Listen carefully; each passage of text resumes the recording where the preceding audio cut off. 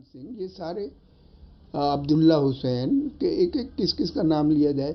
اسی طرح شاعری میں آپ علامہ اقبال سے شروع ہوں تو ایک لمبی فوج ہے جو اہل زبان کی نہیں ہے.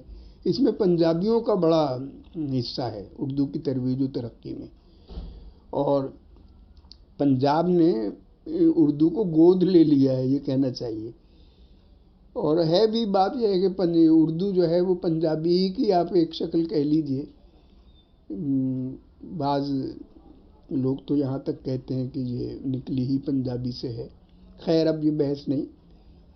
اچھا، تو اس کے ختم ہونے کے آثار تو نہیں ہیں، اس کے بڑھنے پھلنے پھولنے ہی کے آثار زیادہ معلوم ہوتے ہیں. دنیا بھر میں لکھی بھی جا رہی ہے، بولی بھی جا رہی ہے، اور اس میں اچھا خاصا کام ہو رہا ہے. چھپ بھی رہی ہے یہ زبان، کتابیں آ رہی ہیں، رسائل آ رہے ہیں.